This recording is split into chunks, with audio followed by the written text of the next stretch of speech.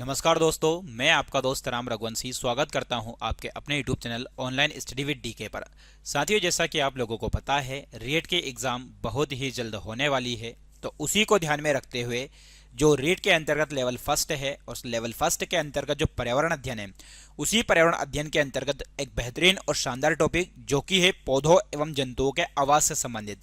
प्यारे बच्चों, आज की इस क्लास में हम चर्चा करने वाले हैं पौधों एवं जंतुओं से संबंधित आवास को लेकर। इस टॉपिक से एग्जाम में बहुत सारे प्रश्न पूछे गए हैं।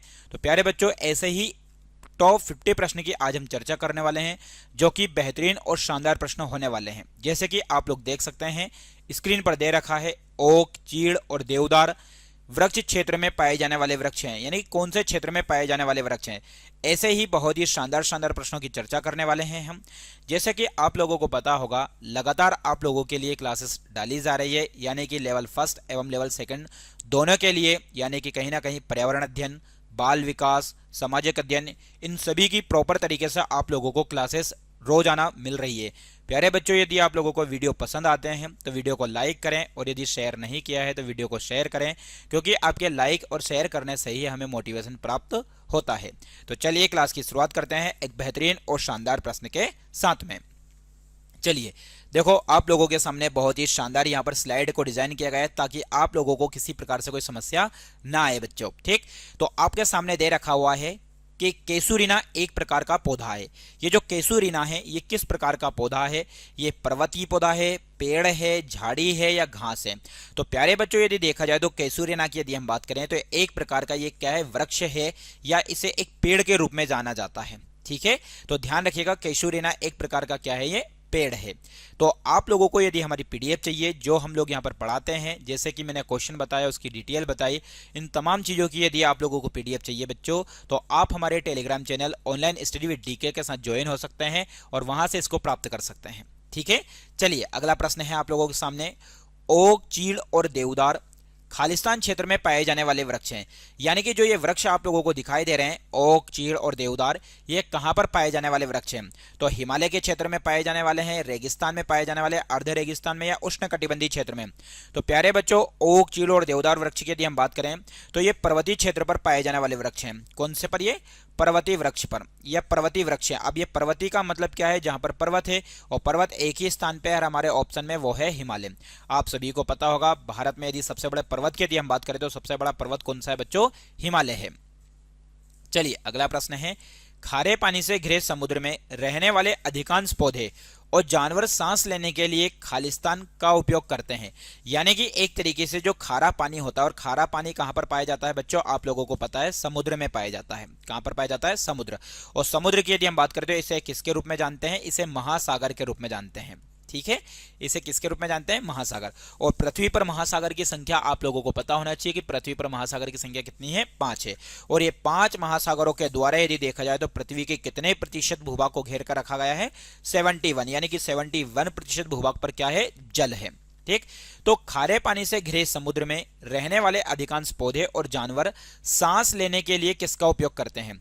वे सांस नहीं ले सकते, पानी में घुला नमक, जल में घुली हुई वायु, या उपरोक्त में से कोई नहीं। तो इस प्रश्न का सही उत्तर आप लोगों के सामने हो जाएगा जल में घुली हुई वायु।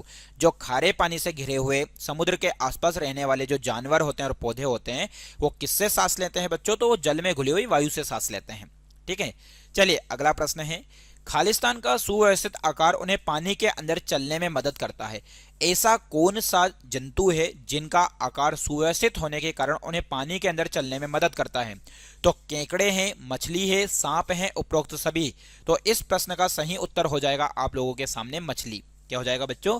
मछली हो जाएगा, क्योंकि मछली का जो शरीर होता है वो एक तरीके से सुव्यवस्थित होता है, जो पानी के अंदर आसानी से क्या कर सकता है? चल सकता है, जिसे हम बोल सकते हैं तैर सकते हैं ये। ठीक है, चलिए अगला प्रश्न है, मछलियों में मौजूद खालिस्तान की मदद से उन्हें पानी में घुली ऑक्सीजन का उपयोग करने में मदद मिलती है। यानी कि मछली में ऐसी कौन सी चीज पाई जाती है जिससे वो पानी में घुली हुई ऑक्सीजन का उपयोग करती है? तो नथुन है, तूचा, गलफड़े, या उपरोक्त में से कोई नहीं? तो आप सभी को पता है प्यारे बच्चों की जो मछलियां जो है वो सांस लेने के लिए जिसका प्रयोग करती है, वो किसका प्रयोग करती है? तो गलफड़े का करती है। इसलिए आप सभी लोगों को पता होना चाहिए कि इस प्रश्न का उत्तर क्या हो जाएगा? गलफड़े। चलिए अगला प्रश्न है, विशिष्ट विशेषताओं या कुछ आदतों की उपस्थिति जो किसी जीव को किसी स्थान पर स्वाभाविक रूप से रहने में सक्षम बनाती है उसे क्या कहा जाता है। यानी कि एक तरीके से देखा जाए तो जो जानवर है उन जानवरों को किसी एक विशेष स्थान पर रहने के लिए उनको सक्षम बनाती है उसे क्या कहते हैं, तो उसे अनुकूलन कहते हैं, निवास स्थान कहते हैं, प्रकृति कहते हैं, पर्यावरण कहते हैं। तो निवास स्थान तो वहां जहां पर कोई व्यक्ति या जानवर अपने निज के स्थान पर रहता है उसे निवास स्थान। पर्यावरण क्या, प्रकृति में हमारे आसपास के चारों ओर के आवरण को हम पर्यावरण कहते हैं। प्यारे बच्चों, इस प्रश्न का सही उत्तर हो जाएगा अनुकूलन। ठीक, तो उसे क्या कहा जाता है, तो ध्यान रखिएगा अनुकूलन कहा जाता है। चलिए अगला प्रश्न है, वह स्थान जहां जीव रहते हैं उसे क्या कहते हैं। मतलब ऐसा स्थान जहां पर क्या है बच्चों, जीव रहते हैं उसे क्या कहते हैं, उसे अनुकूलन कहते हैं, निवास स्थान कहते हैं, जैविक घटक कहते हैं या अजैविक घटक कहते हैं। अभी आप लोगों को मैंने बताया वहां स्थान जहां जीव रहते हैं उसे क्या बोलते हैं बच्चों, निवास स्थान कहते हैं। ठीक, यहां पर जैविक घटक के बारे में मैं बता दूं आपको, जैविक घटक कौन होते हैं, तो जैविक घटक वो होते हैं जिनमें जीव पाया जाता है, जैसे कि पेड़ पौधे हो गए। ठीक है, पेड़ पौधे इनमें क्या है, जीव पाया जाता है, तो ये क्या हो गए, जैविक। या फिर यदि हम बात करें जैसे कि आपके सामने जीवाणु, जीवाणु में भी जीव पाया जाता है, या जिसकी तरह हम बात करें जैसे सूक्ष्म जीव, तो ये भी एक तरीके से क्या है, जैविक घटक है। वहीं अजैविक घटक जिनमें जीव नहीं पाया जाता, जैसे कि यदि हम देखते हैं तो आप लोग सामने जैसे चट्टान हो गई, ठीक है, ताप हो गया, दाब हो गया, ये सब यदि देखा जाए बच्चों तो ये क्या है, ये अजैविक घटक है क्योंकि इनमें जीव नहीं पाया जाता। चलिए अगला प्रश्न है, जमीन पर रहने वाले पौधों और जानवरों को कहा जाता है। यानी कि जो जमीन पर रहते हैं, इन जमीन पर रहने वाले पौधों और जानवर को एक तरीके से क्या कहा जाता है, तो इन्हें स्थलीय निवास स्थान, जलीय आवास, जैविक आवास, उपरोक्त सभी। तो जमीन पर रहने वाले जानवर और पौधों को संयुक्त रूप से जो बोला जाता है बच्चों, ध्यान रखिएगा ये एग्जाम में आए हुए प्रश्न हैं और सीधे सीधे एग्जाम में छपते हैं ये। ठीक, आजकल ये नहीं पूछा जाता कि शेर कहां पर रहता है, बंदर कहां पर रहता है, ये आप सभी लोगों को पता है कि शेर जो है ये कहां पर रहता है, गुफा में रहता है। ठीक, या जंगल का राजा किसे कहते हैं बच्चों, शेर को कहते हैं, है ना। चलिए अगला प्रश्न है, जल में रहने वाले जंतुओं और पौधों को क्या कहा जाता है। यानी कि ऐसे जानवर जो जल में रहते हैं उन्हें क्या कहा जाता है, तो उन्हें अजैविक आवास, जलीय आवास, ए बी और दोनों उपरोक्त में से कोई नहीं। तो जल में रहने वाले जानवर या पौधों को यदि हम बोलते हैं बच्चों तो उन्हें कहते हैं जलीय आवास। आप लोगों को पता होना चाहिए कि स्थल पर रहने वाले जीव या जंतु को स्थलीय आवास कहते हैं, जल पर या जल के अंदर रहने वाले जीव या जंतुओं के आवास को जलीय आवास कहते हैं। जो जल एवं थल दोनों पर रहते हैं उन्हें आप लोगों को पता है ऐसे जीव जंतुओं को बोलते हैं उभयचर। जो जल एवं थल दोनों पर रहते हैं ये आप लोगों को ध्यान रखना है, उभयचर कहते हैं उन्हें। ठीक है, चलिए अगला प्रश्न है, सूची 1 आवास के प्रकार को, सूची 2 उनके उदाहरण से सुमेलित करें। यहां पर आप लोगों के सामने जैसे कि स्थलीय आवास दे रखा है, जलीय आवास दे रखा और अजैविक घटक, उन्हीं के सामने यहां पर 3 आपके क्या दे रखे हैं बच्चों, यहां पर सूची सेकंड और उनके उदाहरण दे रखे हैं, तो आपको मिलान करके बताना है। जैसे स्थलीय आवास, स्थलीय आवास के अंतर्गत क्या आते हैं, वन, चारागाह, रेगिस्तान, तटीय पर्वत, पर्वतीय क्षेत्र, झील, नदियां, तालाब और महासागर, चट्टाने, मिट्टी, वायु और जल। तो स्थलीय आवास के अंतर्गत भैया सामने ही है, क्या आ जाएगा, वन, चारागाह, रेगिस्तान, तटीय और पर्वतीय क्षेत्र। जलीय आवास के अंतर्गत क्या आ जाता है भैया, तो झील, नदियां, तालाब और महासागर। और अजैविक घटक के अंतर्गत क्या, चट्टाने, मिट्टी, वायु और जल, क्योंकि इनमें जीव नहीं पाया जाता, इसलिए ये जो ऑप्शन दे रखे हैं इन्हीं के सामने दे रखे हैं। तो इसलिए इस प्रश्न का सही उत्तर हो जाएगा, यानी कि सामने दे रखा है पहले का 1, दूसरे का 2, तीसरे का 3। तो ऐसा कहां पर दे रखा है, तो ऐसा हमारा दे रखा पहले ऑप्शन में, ए का 1, बी का 2, सी का 3, तो इसका उत्तर हो जाएगा ए वाला। ठीक है, चलिए अगर वे निर्जीव वस्तुएं जो चट्टान, मिट्टी, वायु और जल के आवास में रहती है कहलाती है। वे निर्जीव वस्तुएं जो चट्टान, मिट्टी, वायु और जल के आवास में रहती है उन्हें क्या कहते हैं, उन्हें जैविक घटक कहते हैं, अजैविक घटक कहते हैं, ए या बी दोनों कहते हैं, उपरोक्त में से कोई नहीं। तो निर्जीव वस्तुएं की बात होती है तो सीधी सी बात है कि इसका सही उत्तर आप लोगों के सामने क्या हो जाएगा, अजैविक घटक हो जाएगा। ये आप लोगों को ध्यान रखना है, कौन सा हो जाएगा भैया, अजैविक घटक हो जाएगा। ये वेरी वेरी मोस्ट इंपॉर्टेंट है, इससे पहले भी मैं आप लोगों को बता चुका हूं, तो बस आप लोगों को ध्यान रखना है ये। ठीक है, चलिए अगला प्रश्न बच्चों आप लोगों के सामने है, सूर्य का प्रकाश और उष्मा है। तो सूर्य का प्रकाश और उष्मा अजैविक घटक है, जैविक घटक है, ए और बी दोनों है, उपरोक्त में से कोई नहीं। तो सूर्य का प्रकाश और उष्मा की यदि हम बात करें बच्चों तो ये कैसे घटक हैं, ये अजैविक घटक हैं, ये आप लोगों को ध्यान रखना है। ठीक है, चलिए अगला प्रश्न है, परिवेश में परिवर्तन के कारण होने वाली छोटी छोटी समस्याओं से निपटने के लिए किसी एक जीव के शरीर में अल्प समय में होने वाले छोटे परिवर्तनों को क्या कहते हैं। यानी कि एक कोई जीव जंतु है उसके आमूलचूल परिवर्तन को क्या कहते हैं। तो प्यारे बच्चों जो बहुत ज्यादा परिवर्तन नहीं होता है लेकिन थोड़े बहुत परिवर्तन होते हैं तो उसे बोलते हैं अनुकूलन। उन्हें क्या बोलते हैं? अनुकूलन कहते हैं। ये आप लोगों को ध्यान रखना है। और यदि बहुत ज्यादा परिवर्तन हो जाता है तो उससे कहीं ना कहीं बोलते हैं बच्चों जलवायु परिवर्तन। ये आप लोगों को ध्यान रखना है। जलवायु परिवर्तन क्या कि पूरे एक समुदाय या एक पूरे क्षेत्र में कहीं ना कहीं पूरे मौसम का परिवर्तित हो जाना, वो कहलाता है जलवायु परिवर्तन। चलिए, खालिस्तान है कारक सभी जीवित जीवों के लिए महत्वपूर्ण है। जो जीवित जीव है, यहां पर बात हो रही है किसकी? जीवित जीवों के लिए महत्वपूर्ण है। अजैविक, जैविक, जलीय, उपरोक्त सभी।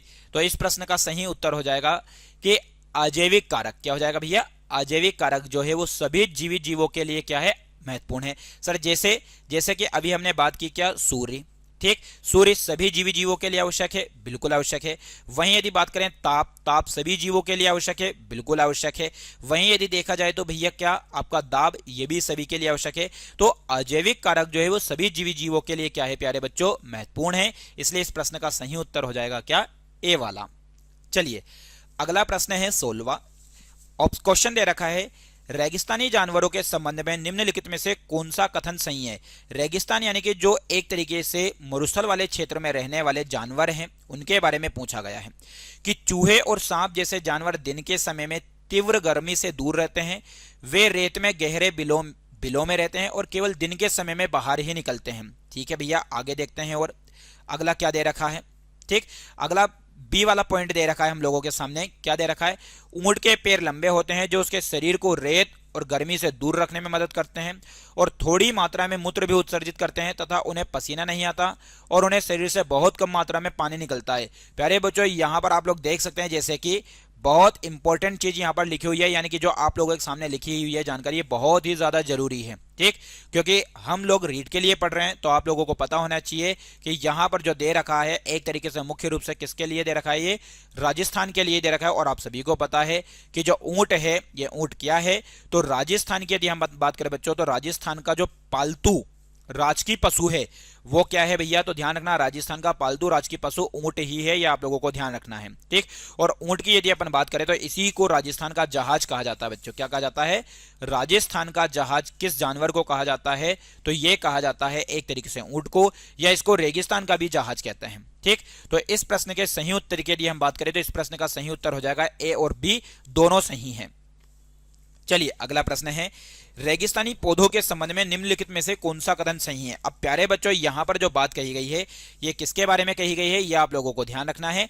ये कहा गया है पौधे के बारे में, इससे पहले जंतु के बारे में था। तो रेगिस्तानी पौधे वाष्पोत्सर्जन के माध्यम से बहुत कम पानी खोते हैं। ठीक, इन पौधों में पत्तियां या तो अनुपस्थित होती है या बहुत छोटी होती है या कांटों के रूप में होती है। इन पौधों में प्रकाश संश्लेषण आमतौर पर तने द्वारा किया जाता है। इन पौधों के तने एक मोटी मोमी परत से ढके होते हैं जो पौधों के ऊतकों में पानी के बनाए रखने में मदद करता है। रेगिस्तानी पौधों की जड़ें जल को अवशोषित करने के लिए मिट्टी में गहरी होती है। तो बहुत ही शानदार बात यहां पर आप लोगों के सामने लिखी है बच्चों। तो बस आप लोगों को इसको देखकर इसका सही उत्तर देना है। तो ए वाला विकल्प सही है, बी वाला सही है, सी वाला सही है, डी वाला सही है। तो इस प्रश्न का सही उत्तर है आप लोगों के सामने डी, यानी कि सभी विकल्प सही है, क्योंकि जो एक तरीके से रेगिस्तान या मरुस्थल में जो पौधे होते हैं उनमें यह सारी विशेषताएं पाई जाती है। प्यारे बच्चों, यदि आप लोगों को जो हमारी क्लासेस हैं इसके यदि पीडीएफ चाहिए तो आप लोग यहां, जैसे आप लोगों के सामने टेलीग्राम दे रखा है, टेलीग्राम के सामने लिखा है ऑनलाइन स्टडी विद डीके, यानी कि आपको यहां से ये पीडीएफ उपलब्ध हो जाएगी बच्चों। ठीक है, चलिए अगला प्रश्न है पर्वतीय क्षेत्र के जानवरों और पौधों के संबंध में निम्नलिखित में से कौन सी विशेषता संबंध सही है?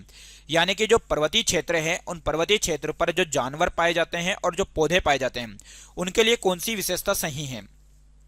इनमें मोटी त्वचा और फर या लंबे बाल वाले जानवर होते हैं। पेड़ों की शंकु के आकार की पत्तियां होती है। ए या बी दोनों या उपरोक्त में से कोई नहीं। तो इस प्रश्न का सही उत्तर हो जाएगा प्यारे बच्चों सी।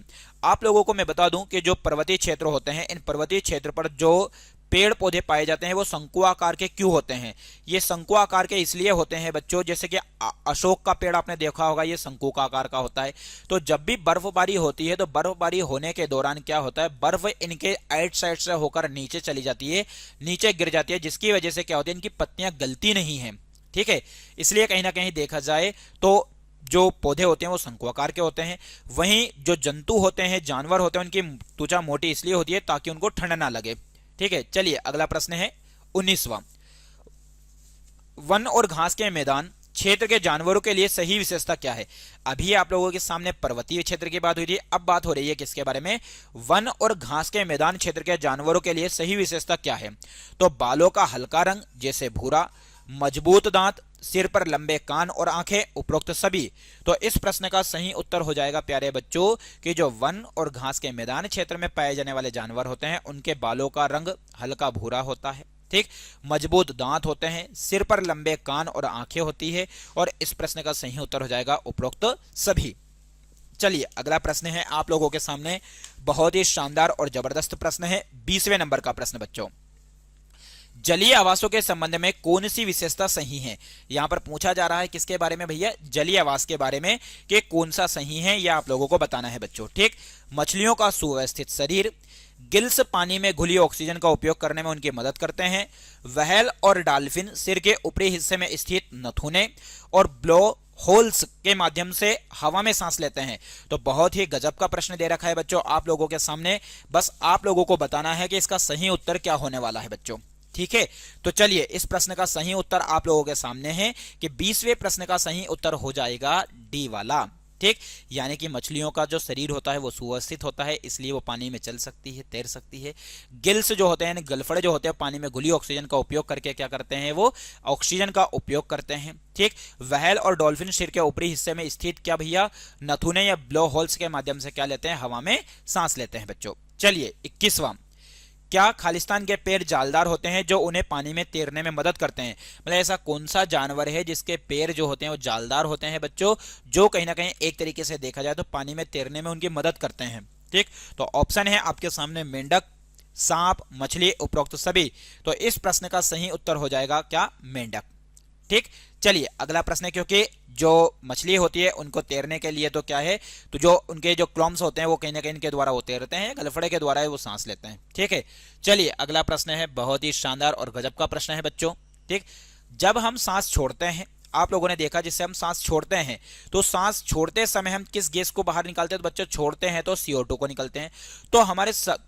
तो हवा हमारे शरीर के अंदर से बाहर की ओर जाती है, इस प्रक्रिया को क्या कहते हैं, उत्तेजना कहते हैं, शोषण कहते हैं, उत्सर्जन कहते हैं, अंतर्ग्रहण कहते हैं। प्यारे बच्चों इस प्रश्न की यदि हम बात करें कि मनुष्य के सांस छोड़ने और बाहर निकालने की जो प्रक्रिया होती है, इस प्रक्रिया को शोषण प्रक्रिया बोलते हैं, ठीक, या इसे गैसों का विनिमय कहते हैं। तो ध्यान रखना, हम मनुष्य की यदि हम बात करें तो छोड़ते क्या है, छोड़ने की यदि हम बात करें तो ध्यान रखना CO2 को छोड़ते हैं, और अंदर की तरफ क्या लेते हैं, तो ध्यान रखना ऑक्सीजन ग्रहण करते हैं। पौधों में हमारे अपोजिट हो जाता है ये। चलिए आसपास के परिवर्तन जिनके प्रति हम प्रतिक्रिया करते हैं उन्हें क्या कहा जाता है। मतलब हमारे आसपास के परिवर्तन जो हैं जिनके प्रति हम क्या करते हैं बच्चों, प्रतिक्रिया करते हैं, उन्हें क्या कहते हैं, शोषण कहते हैं, पुनरुत्पादन कहते हैं, मलत्याग करना कहते हैं, उत्तेजना कहते हैं। तो प्यारे बच्चों इस प्रश्न का सही उत्तर हो जाएगा उत्तेजना, या फिर उसको कहते हैं उद्दीपन भी कहते हैं, ये आप लोगों को ध्यान रखना है। क्या कहते हैं, उद्दीपन कहते हैं, जिसके लिए कहीं ना कहीं हम प्रतिक्रिया करते हैं, ठीक है। चलिए अगला प्रश्न है, निम्नलिखित में से कौन सा उत्तेजनाओं का उदाहरण है, ठीक। जब लाइट चालू होती है तो कॉकरोच अपने छिपने के स्थानों की ओर बढ़ने लगते हैं। मिमोसा जैसे पौधे, ठीक, छूने पर अपनी पत्तियां बंद कर लेते हैं। तो ए और बी दोनों सही हैं या उपरोक्त में से कोई सा भी सही नहीं है। तो उत्तेजनाओं का उदाहरण की यदि हम बात करें तो इस प्रश्न के अनुसार यदि देखा जाए तो दोनों इसके सही उत्तर होने वाले हैं, यानी कि ए और बी दोनों सही हैं बच्चों, ठीक है। चलिए अगला प्रश्न और जबरदस्त प्रश्न आप लोगों के सामने है कि जीवों द्वारा अपशिष्ट पदार्थों से छुटकारा पाने की प्रक्रिया को किसके रूप में जाना जाता है। जो जीव जंतु है उनके द्वारा जो अपशिष्ट पदार्थ जो होता है उनसे छुटकारा पाने की प्रक्रिया को क्या कहते हैं, उसे बच्चों उत्सर्जन कहते हैं, शोषण कहते हैं, अंतर्ग्रहण कहते हैं, या पुनरुत्पादन कहते हैं। तो इस प्रक्रिया को जो कहा जाता है बच्चों वो कहा जाता है उत्सर्जन, जो कि आप लोगों को ध्यान रखना है, ठीक है। चलिए अगला प्रश्न है, अपने स्वयं के बच्चे या बच्चे पैदा करने की प्रक्रिया जो है वो क्या कहलाती है, शोषण कहलाती है, प्रजनन कहलाती है, दोहराव कहलाती है, या संतान कहलाती है। तो अपने स्वयं के बच्चे या बच्चा पैदा करने की जो प्रक्रिया कहलाती है बच्चों, ये क्या कहलाती है, ये कहलाती है प्रजनन, ठीक है। आप लोगों को बता दूं मैं यहाँ पर कि प्रजनन से ही जुड़ी चीज है जनन, और जनन जो है वो सभी जीवों के लिए क्या है, आवश्यक है। यह आवश्यक क्यों है, क्योंकि अपनी पीढ़ी को बढ़ाने के लिए कहीं ना कहीं किस चीज की आवश्यकता पड़ती है बच्चों, तो वो पड़ती है क्या, सभी सजीवों में जनन की प्रक्रिया होती है, ठीक है।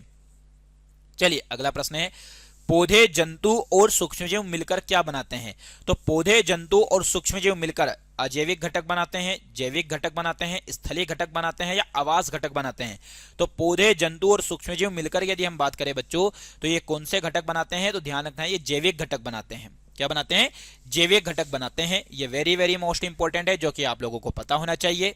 ठीक है, चलिए अगला प्रश्न है, खालिस्तान को भोजन की आवश्यकता होती है, वे श्वसन करते हैं, उत्तेजनाओं पर प्रतिक्रिया करते हैं, प्रजनन करते हैं, गति दिखाते हैं एवं वृद्धि करते हैं और मर जाते हैं।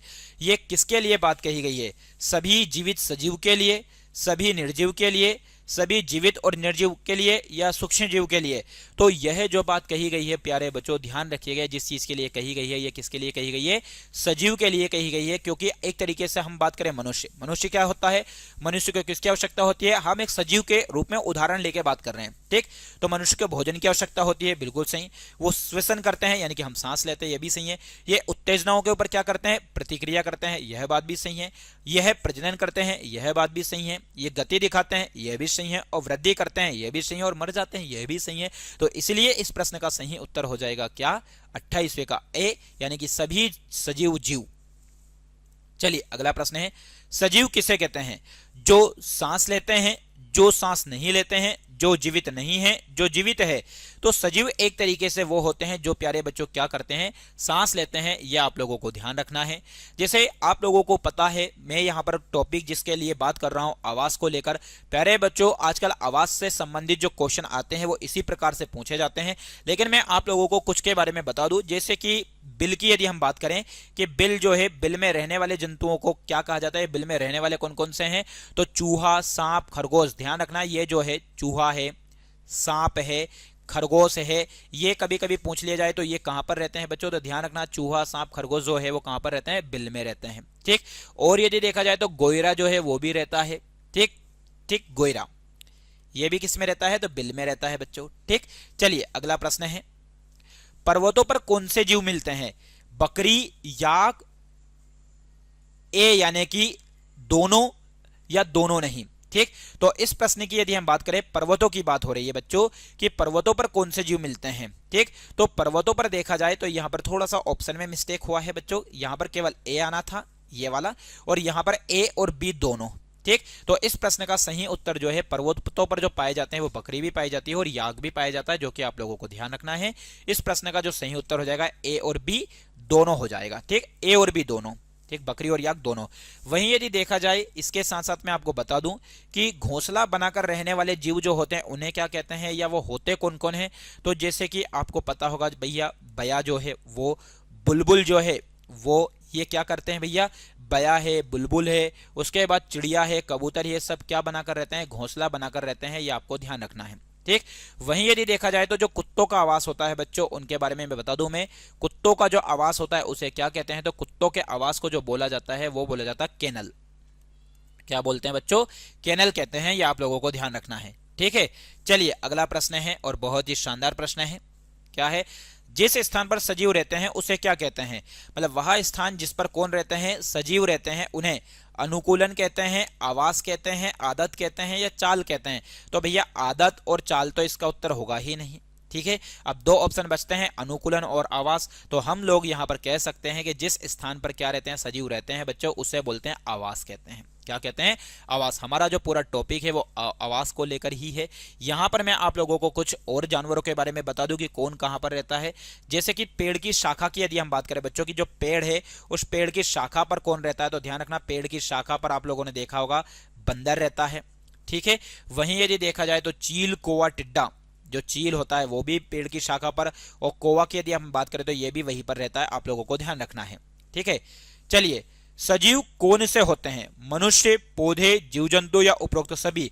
तो सजीव की यदि हम बात करें तो जिसमें जीव पाया जाता है वो सभी क्या होते हैं? सजीव होते हैं। तो मनुष्य, पौधे, जीव जंतु, इस प्रश्न का सही उत्तर हो जाएगा उपरोक्त सभी। ठीक है, चलिए 32वें नंबर का प्रश्न था जिसका सही उत्तर होने वाला है डी। चलिए, पर्वतों पर कौन से वृक्ष होते हैं? ओक, चीड़, देवदार या उपरोक्त सभी।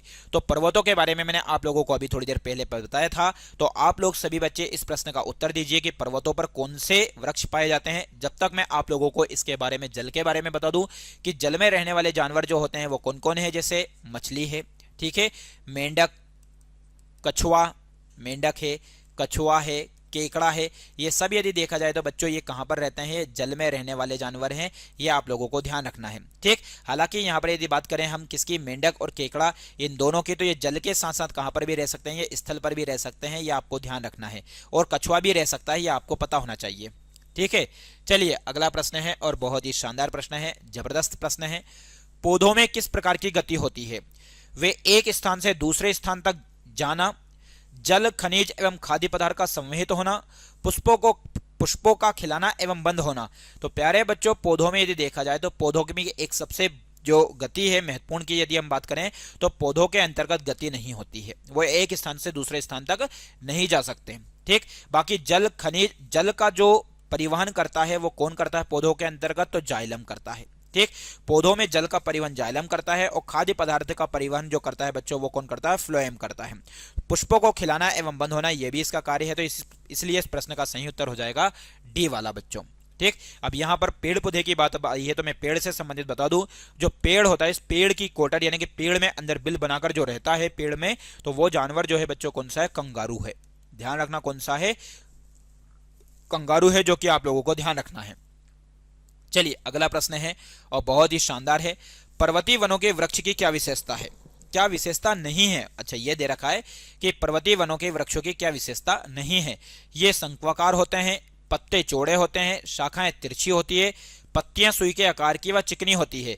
तो पर्वतीय वनों के वृक्षों की विशेषता क्या नहीं है? ये शंक्वाकार होते हैं, तो ये बिल्कुल सही है बच्चों, ठीक। शंक्वाकार होते हैं, शाखाएं तिरछी होती है, पत्तियां सुई के आकार की व चिकनी होती है, बिल्कुल सही है। पत्ते चौड़े होते हैं, ये बात बिल्कुल गलत है, ठीक है।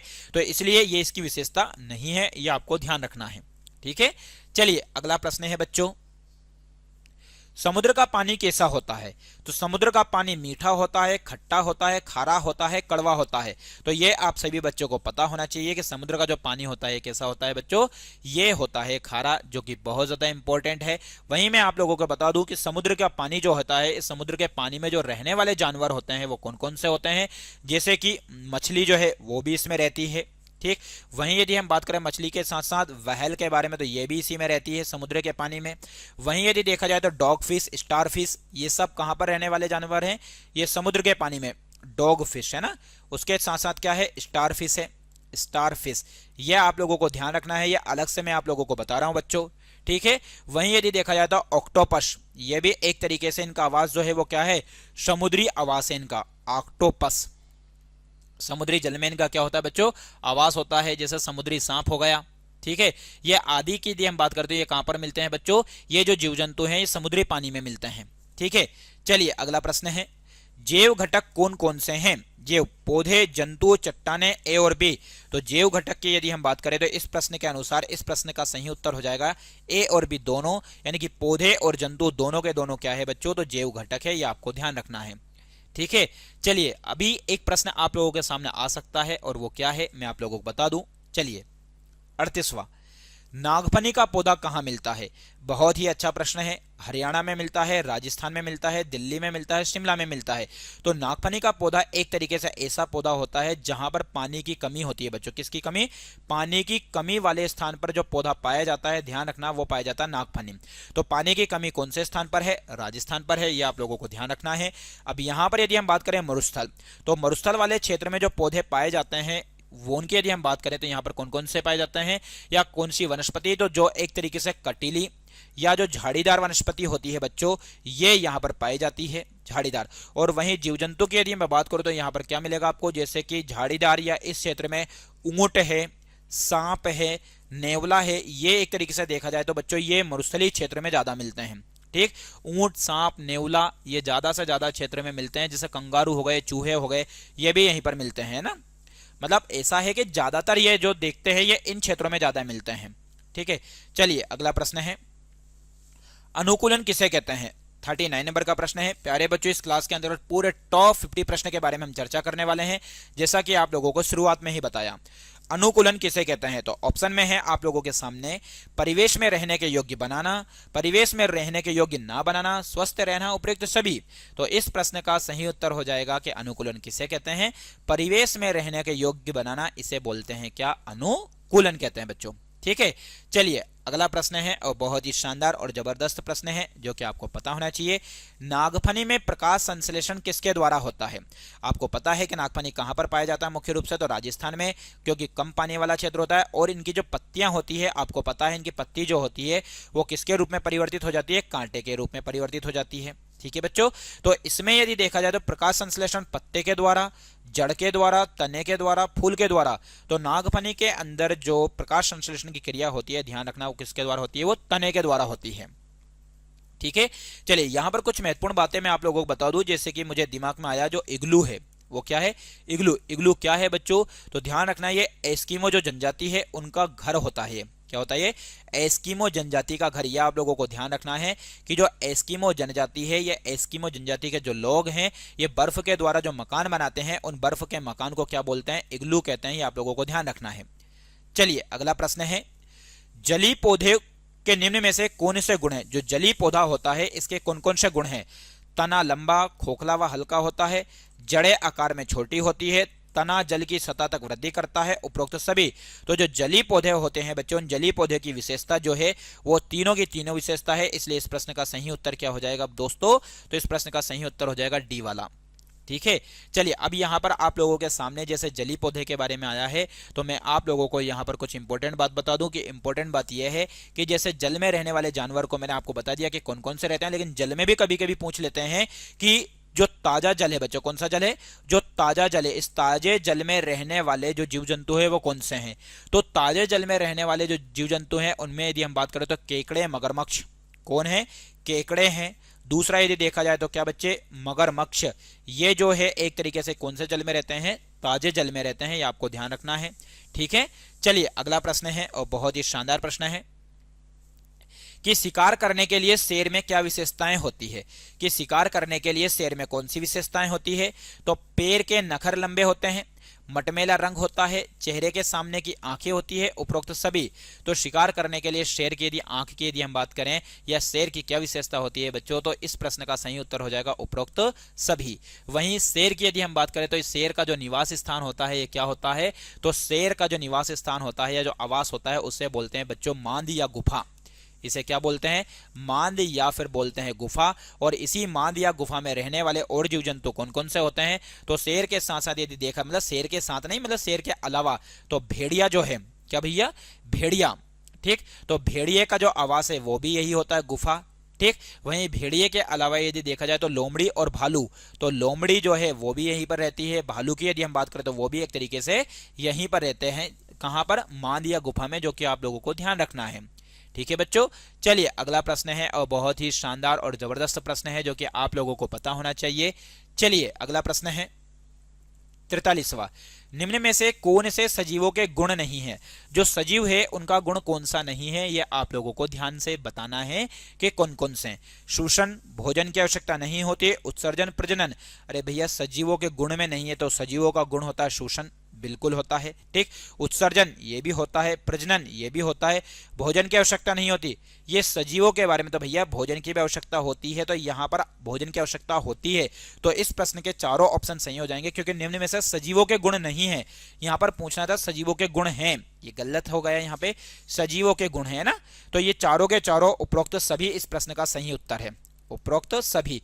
क्योंकि सजीवों को भोजन की आवश्यकता होती है, शोषण भी करते हैं, उत्सर्जन भी करते हैं और प्रजनन भी करते हैं। ठीक है, चलिए अगला प्रश्न है, पर्वतीय क्षेत्र के जंतुओं की क्या विशेषता होती है? जो पर्वत पर पाए जाने वाले जो जंतु होते हैं उनकी क्या विशेषता होती है? ठीक, अब पर्वत पर रहने वाले, जैसे कि यदि हम बात करें जो पहाड़ी क्षेत्र होता है, उस पहाड़ी क्षेत्र पर रहने वाले जानवर कौन कौन से? जैसे कि आप लोगों को पता होगा याक होता है। ठीक, या दूसरी बात करें हम भालू होता है। ठीक, वहीं यदि देखा जाए पहाड़ी बकरियां, पहाड़ी क्या? बकरियां, ये सब पर्वतीय क्षेत्र पर पाए जाने वाले जानवर हैं। ये जो आप लोगों को बता रहा हूं, इनका आवाज जो है वो पर्वतीय क्षेत्र है या पहाड़ी क्षेत्र है। ठीक, वहीं उड़ने वाली लोमड़ी, कौन सी लोमड़ी? उड़ने वाली लोमड़ी, उड़ने वाली लोमड़ी। ये सारे के सारे जानवर जो है प्यारे बच्चों ये पर्वतीय क्षेत्र या पहाड़ी क्षेत्र पर पाए जाते हैं। तो इनकी विशेषता क्या है? मोटी त्वचा होती है, शरीर पर लंबे बाल होते हैं, शरीर फर से ढका होता है, उपरोक्त सभी। तो इस प्रश्न का सही उत्तर हो जाएगा आप लोगों के सामने उपरोक्त सभी हो जाएगा। ठीक है, चलिए अगला प्रश्न है और बहुत ही शानदार प्रश्न है। चलिए अगला प्रश्न आपके सामने क्या है कि निम्नलिखित में से कौन सा आवास का जैविक घटक है? अजैविक घटक है। शेर, कैक्टस, चट्टाने, हिरण। तो अजैविक घटक बात जब भी आ जाए तो बस आप लोगों को यह चीज ध्यान रख लेना है कि यहां पर किस चीज के बारे में बात होगी, निर्जीव वस्तु के बारे में बात होगी। तो हमारे सामने शेर, कैक्टस, हिरण ये तीनों सजीव है, केवल एक ही है जो निर्जीव है, तो बच्चों वो है चट्टान। इसलिए इस प्रश्न का सही उत्तर हो जाएगा क्या? चट्टान हो जाएगा।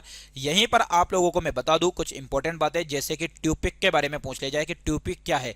तो ट्यूपिक भी एक क्या है बच्चों? ये निवास स्थान है। ठीक, ये क्या है? तो ये एक तरीके से ट्यूपिक की यदि हम बात करें तो ये एस्किमो जनजाति के घर है। ये भी किसके? जो एस्किमो जनजाति हैं उन्हीं एस्किमो जनजाति के घर हैं। लेकिन ये कैसे हैं? तो ध्यान रखना, ये ध्रुवी भालू की खाल से बनाते हैं। किससे? जो ध्रुवी जो भालू होता है उस ध्रुवी भालू की खाल से बनाए जाने वाले होते हैं। लेकिन ये ग्रीष्मकालीन आवास होते हैं इनके। कैसे होते हैं ये? ग्रीष्मकालीन आवास। ये आप लोगों को ध्यान रखना है कि ट्यूपिक क्या है? तो एस्किमो जनजाति के ग्रीष्मकालीन आवास हैं जो ध्रुवी भालू की खाल से बनाते हैं। ठीक है, चलिए अगला प्रश्न है आप लोगों के सामने। जलीय जानवरों में गलफड़ों का प्राथमिक उद्देश्य क्या है? तो जल में रहने वाले जानवरों का जो गलफड़ा होता है इनका उद्देश्य क्या है? शिकार को पकड़ना, हवा में सांस लेना, पौधे को मिट्टी में रखना, पर्यावरण पर प्रतिक्रिया करना। तो इस 46 नंबर के प्रश्न का सही उत्तर हो जाएगा, आपको पता होना चाहिए क्या? हवा में सांस लेना। क्या करना बच्चों? हवा में सांस लेना। यह आप लोगों को ध्यान रखना है। ठीक, यहां पर जैसे एक और बात बता दूं मैं आपको, जो कू जनजाति है, कौन सी है? कू, या फिर कू जो है वो क्या है? तो ध्यान रखना, ये कू जो है भीलों का आवास है। किसका आवास है? भीलों का जो आवास होता है वो भीलों का आवास क्या कहलाता है? तो ये कू कहलाता है। प्यारे बच्चों, हर एक प्रश्न के साथ मैंने आप लोगों को अतिरिक्त जानकारी दी है। उम्मीद करता हूं कि ये जानकारी आप लोगों को पसंद आई होगी। चलिए, कौन सा अनुकूलन रेगिस्तानी पौधों को पानी के संरक्षण में मदद करता है? 47 नंबर का प्रश्न है कि कौन सा अनुकूलन रेगिस्तानी पौधों को पानी के संरक्षण में मदद करता है? बड़ी पत्तियां, तनों द्वारा प्रकाश संश्लेषण, जड़ों की अनुपस्थिति, पतली रिबन जैसी पत्तियां। तो इस प्रश्न का जो सही उत्तर होने वाला है बच्चों वो है तनों द्वारा प्रकाश संश्लेषण। क्या है? तनों द्वारा प्रकाश संश्लेषण। यह बहुत ज्यादा जरूरी है जो कि आप लोगों को पता होना चाहिए। ठीक, वहीं यदि हम बात करें जैसे कि रेगिस्तान की बात आई है तो रेगिस्तान से संबंधित आप लोगों को पता होना चाहिए। यहां पर मैं आपको बता दूं बच्चों, टापरा और एक चीज है डागला। क्या है? डागला। ये क्या है? तो टापरा व डागला, ध्यान रखना, ये एग्जाम में आता है। ये राजस्थान के आदिवासियों का निवास है। क्या है बच्चों? ये राजस्थान के जो आदिवासी लोग हैं, उन राजस्थान के आदिवासी लोग जो अपना मकान बनाते हैं उसे बोलते हैं टापरा, या फिर क्या बोलते हैं? डागला कहते हैं। ये आपको ध्यान रखना है।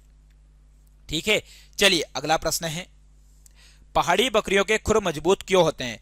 जो पहाड़ पर पाई जाने वाली जो बकरियां होती है उनकी यदि हम बात करें, उनके खुर मजबूत क्यों होते हैं? शिकार को पकड़ने के लिए होते हैं, बारिश के पानी से फिसलने के लिए होते हैं, चट्टानी ढलानों पर चढ़ने के लिए या दौड़ने के लिए, या पर्यावरण के प्रति प्रतिक्रिया करने के लिए।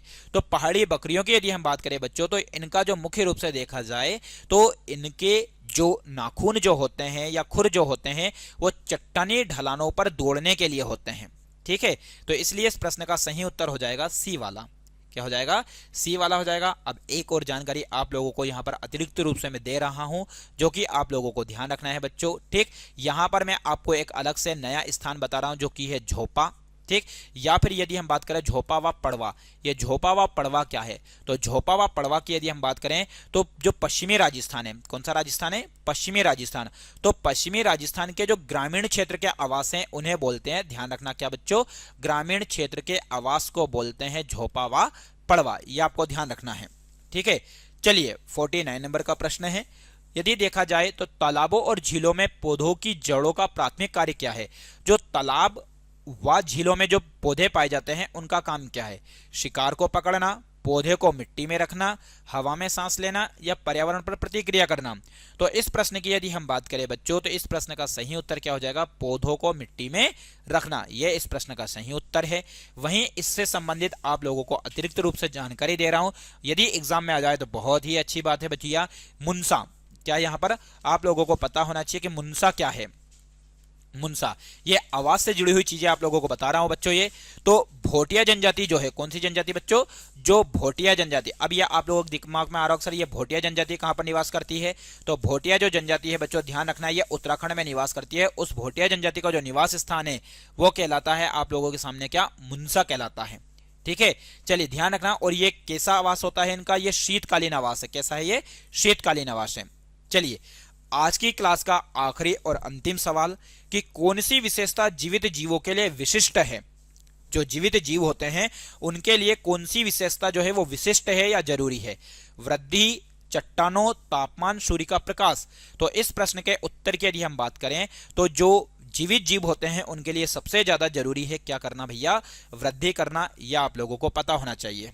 ठीक है बच्चों, तो यहां पर कुछ इंपॉर्टेंट बातें आप लोगों को बता दूं कि जो खाईमास, यहां पर एक और प्रश्न है क्या, खाईमास। सर ये खाईमास क्या है, तो ध्यान रखना प्यारे बच्चों, खाईमास जो है जो बद्दू जाति होती है, कौन सी जाति, बद्दू जाति। इस बद्दू जाति का जो निवास स्थान कहलाता है वो क्या कहलाता है, खाईमास कहलाता है। ये कहां पर पाई जाती है, तो ये अरब जो क्षेत्र है अरब का, या फिर हम यू बात करें वह सहारा मरुस्थल। कौन सा भैया, सहारा मरुस्थल, जो सबसे बड़ा मरुस्थल के रूप में जाना जाता है, उसकी यदि हम बात करें तो वहां पर जो जनजाति पाई जाती है उनका आवास कहलाता है खाईमास कहलाता है। ठीक, तो प्यारे बच्चों उम्मीद करता हूं कि यह क्लास आप लोगों को पसंद आई होगी। तो इस क्लास के अंतर्गत हमने टोटल 50 प्रश्न को लिया है जो कि जीव जंतुओं के आवास से संबंधित था और बहुत सारी अतिरिक्त जानकारी मैंने आप लोगों को बताई है। यदि आप लोगों को वीडियो पसंद आया हो तो वीडियो को लाइक करें, शेयर करें, और अभी तक आपने हमारे channel online study with DK को सब्सक्राइब नहीं किया है तो जरूर सब्सक्राइब करें। सभी लोगों का जुड़ने के लिए बहुत बहुत धन्यवाद। जय हिंद, जय भारत।